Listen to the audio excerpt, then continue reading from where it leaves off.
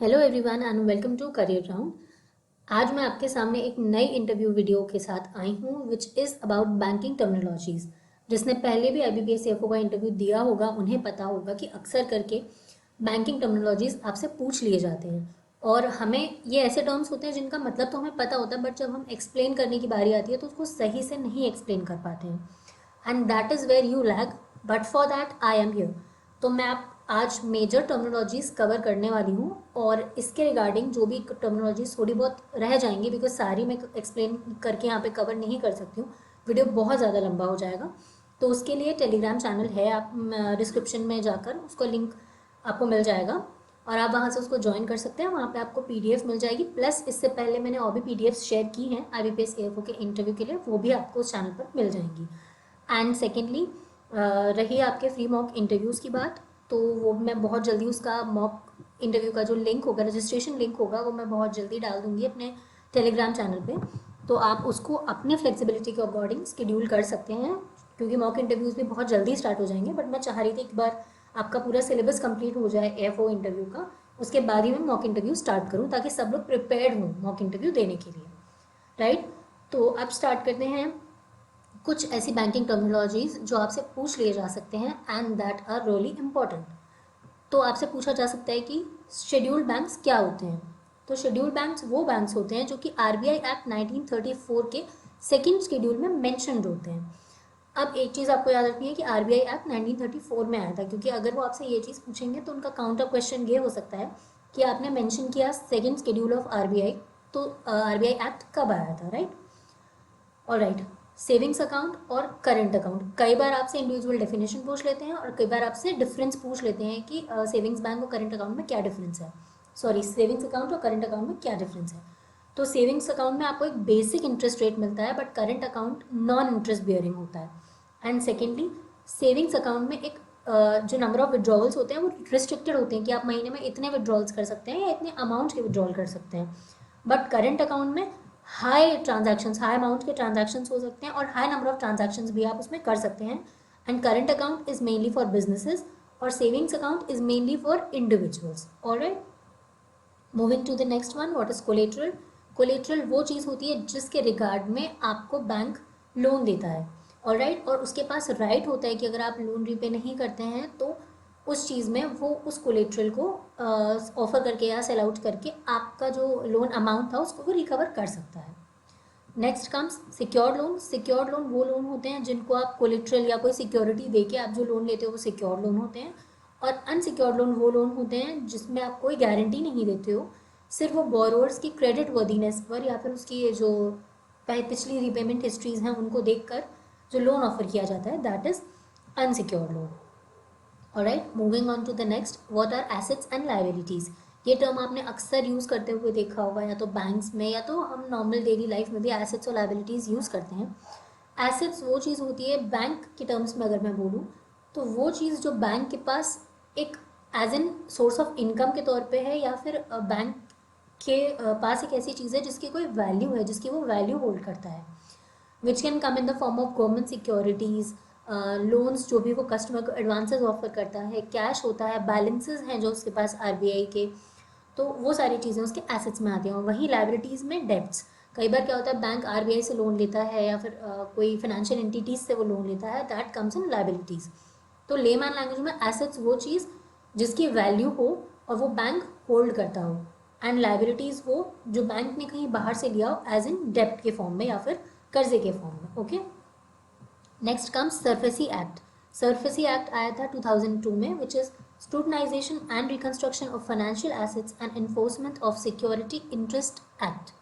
Alright, तो ये कभी कभी क्या होता है कि जो बोरोअर होता है वो लोन लेता है and it goes without repayment. कई बार कुछ प्रॉब्लम हो सकती है, या फिर कई बार जो डिफॉल्टर्स होते हैं वो जान पूछ के भी लोन रीपेमेंट नहीं करते हैं। तो ये एक्ट वो एक्ट होता है जो कि फाइनेंशियल इंस्टीट्यूशंस जो भी हैं उनको ही एम्पावर करता है कि जो भी सिक्योरिटी के फॉर्म में उस इंडिविजुअल ने या उस बोरोअर ने बैंक के पास जो भी सिक्योरिटी रखी थी उसको मतलब सेल आउट करके या फिर कोई भी प्रोसीजर्स के थ्रू बैंक अपना लोन रिकवर कर सकता है। सरफेसी एक्ट बैंक को ये एम्पावरमेंट देता है। Alright, so cash reserve ratio. Cash reserve ratio क्या होता है? कुछ ऐसे डिपॉजिट्स होते हैं जो बैंक को आरबीआई के पास रखने पड़ते हैं कैश के फॉर्म में। तो कैश से आप याद रख लेना, कैश में होता है इसलिए कैश है। रिजर्व रेशियो आर से आप आरबीआई याद रख लेना कि ऐसा कैश जो बैंक आरबीआई के पास रखता है, that is known as cash reserve ratio. Next comes SLR, which is statutory liquidity ratio. अब ये ऐसे डिपॉजिट्स होते हैं जो कि कैश के फॉर्म में भी हो सकते हैं, गोल्ड के फॉर्म में भी हो सकते हैं, या गवर्नमेंट सिक्योरिटीज़ के फॉर्म में भी हो सकते हैं। जैसे CRR था, ये कैश रिजर्व रेशियो था, मतलब ये कैश के फॉर्म में था। SLR किसी के भी फॉर्म में हो सकता है, विच इज़ कैश, गोल्ड या फिर गवर्नमेंट सिक्योरिटी। और ये जो बैंक्स होते हैं ना, उन एक परसेंटेज होता है जो बैंक्स को अपने पास मेंटेन करना पड़ता है, which is directed by RBI. तो वो कैश के फॉर्म में भी हो सकता है, गोल्ड के फॉर्म में भी हो सकता है, या फिर गवर्नमेंट सिक्योरिटीज़ के फॉर्म में भी हो सकता है। Okay, so now moving on to the next, which is term deposit, या फिर आप उसको फिक्स डिपॉजिट भी कह सकते हैं, FD। जैसे कि ये ऐसे डिपॉजिट्स होते हैं जो एक फिक्स पीरियड ऑफ टाइम के लिए होते हैं, और इसमें गारंटीड इंटरेस्ट होता है, मतलब एक स्पेसिफिक इंटरेस्ट रेट होता है।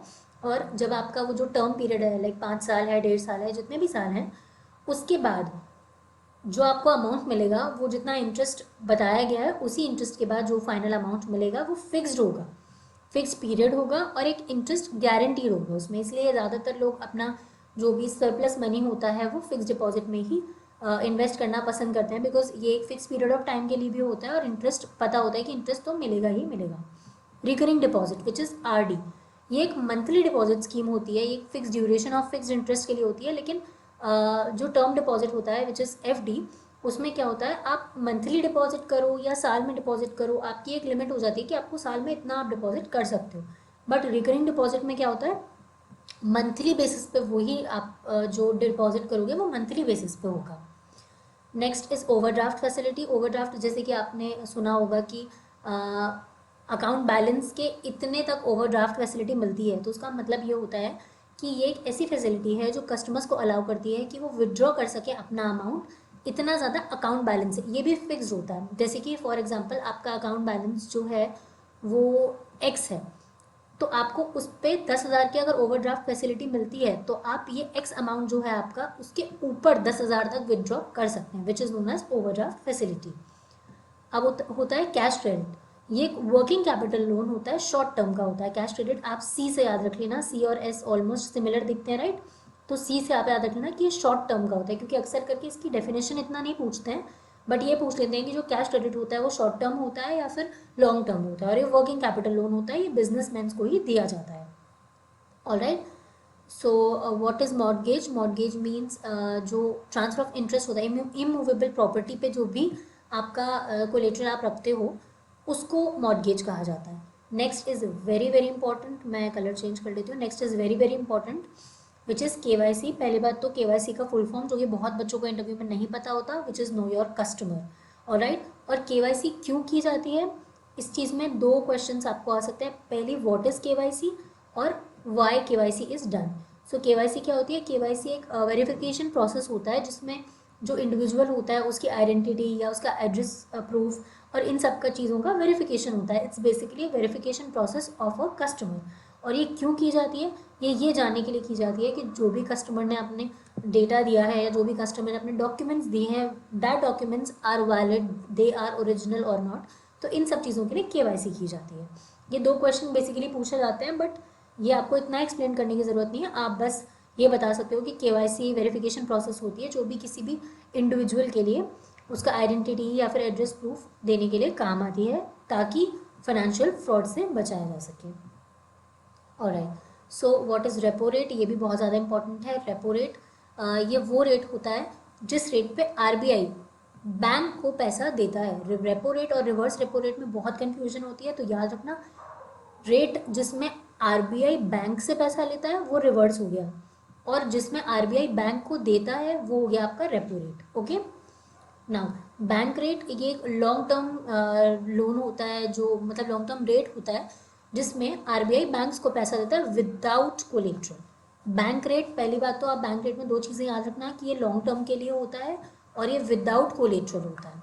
ओके, ओपन मार्केट ऑपरेशंस आप सभी को पता होगा, buying and selling of government securities. Government securities की जो भी बाइंग या सेलिंग होती है वो एक ओपन मार्केट तरीके से होती है, रेगुलेटेड बाय आरबीआई होती है, but they are known as open market operations. Then comes marginal standing facility.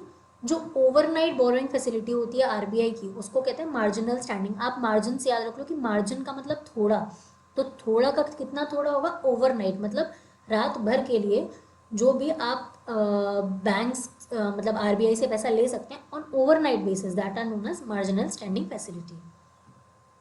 आप मार्जिन से याद रख सकते हो कि ओवरनाइट बेसिस पे होता है, क्योंकि मार्जिनल स्टैंडिंग फैसिलिटी में सिर्फ ओवरनाइट टर्म अगर आप बोल दोगे ना वहाँ पर, तो भी इट गोज कि आपको सारी चीज़ें आती हैं। Then CASA ratio, what is CASA ratio? It is current account and savings account ratio, मतलब किसी बैंक के पास कितने करंट अकाउंट्स हैं और कितने सेविंग्स अकाउंट हैं। ठीक है, अगर कासा रेशियो आपका ज़्यादा होता है तो ये माना जाता है कि इंटरेस्ट एक्सपेंस जो भी होगा उस बैंक का वो कम होगा। आपको बस इतना याद रखना है कि Kasa ratio which is current account and savings account ratio of any bank. Okay, now ये नेफ्ट, आरटीजीएस, इनके फुल फॉर्म आप पढ़ लेना, मैं पीडीएफ में भी डाल दूंगी, आईएमपीएस के, यूपीआई के, एनपीसीआई के और एईपीएस के। बस ये याद रखना है आपको कि आरटीजीएस की जो लिमिट होती है वो 2 लाख से ऊपर की लिमिट होती है, हाई वैल्यू ट्रांजैक्शंस इसमें होते हैं। और आईएमपीएस में इमीडिएट होता है, मतलब 24/7 चलता है और इमीडिएटली पेमेंट ट्रांसफ़र हो जाता है। और जो नेफ्ट होता है उसमें बैचेस में सेटलमेंट होता है। ये मैं पीडीएफ डाल दूंगी तो आप इन सब में डिफ्रेंशिएट कर सकते हैं। और इन सबका फुल फॉर्म ज़रूर याद रखना। ये जो तीनों चीज़ें हैं दीज आर इंपॉर्टेंट, क्योंकि इनका कभी कभी डिफरेंस पूछ लेते हैं कि नेफ्ट और आईएमपीएस में क्या डिफरेंस है, या आरटीजीएस और आईएमपीएस में क्या डिफरेंस है। तो आपको ये चीज़ याद रखनी होगी। पीडीएफ में आपको सब कुछ मिल जाएगा, तो वहाँ से आप इसको एक बार देख सकते हैं। इसके अलावा भी काफ़ी सारी टर्मिनोलॉजीज़ थी जिनको मैं यहाँ कवर नहीं कर सकती थी, अदरवाइज़ वीडियो बहुत ज़्यादा लंबा हो जाता। जो भी मुझे लगा इम्पॉर्टेंट है, जो कि पूछी जाती हैं एंड जिसके बारे में आपको एक्सप्लेनेशन देना ज़रूरी था, मैंने वो यहाँ पे कवर करी है। इनके अलावा आपको जो भी एक्सप्लेनेशन किसी भी चीज़ की चाहिए तो आप फिर कमेंट सेक्शन में उसको कमेंट कर देना। I will try to make the video on that and मैं उसको कवर कर लूँगी। सेकेंडली, पीडीएफ आपको मैंने बताया टेलीग्राम चैनल पे मिल जाएगा। टेलीग्राम चैनल का लिंक आपको डिस्क्रिप्शन में मिल जाएगा। मॉक इंटरव्यूज़ आपके बहुत जल्दी स्टार्ट होने वाले हैं, इसीलिए जुड़े रहिएगा चैनल के साथ। एंड आप टेलीग्राम चैनल ज़रूर ज्वाइन कर लिएगा। फिर बाद में आप लोग कमेंट करके ये पूछते हो कि मैम रजिस्ट्रेशन लिंक कहाँ है, कहाँ मिलेगा, तो आपको पहले से ही मैं बता देती हूँ कि वो आपको ग्रुप में ही मिलेगा। एंड आप ग्रुप में ज्वाइन रहेंगे तो आप सारी चीज़ों से अपडेटेड रहेंगे। ऑलराइट, सो मिलते हैं बहुत जल्दी नेक्स्ट वीडियो के साथ। Till then, study and score good. Thank you.